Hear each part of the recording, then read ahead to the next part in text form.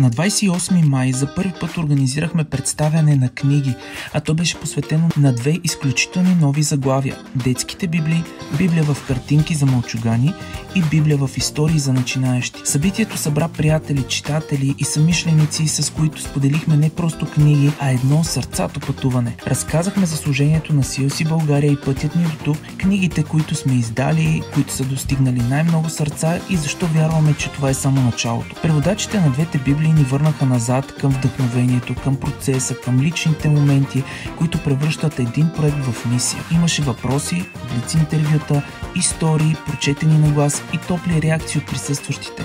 Говорихме и за възрастовата група, за които са подходящи библиите, и за надеждата ни те да станат верен спътник на първите стъпки във вярата. Поделихме също плановете си за бъдещи издания, защото вярваме, че това е само началото на нещо красиво. Благодарни сме за всеки, който беше с нас и вярваме, че това беше първото от много бъдещи събития.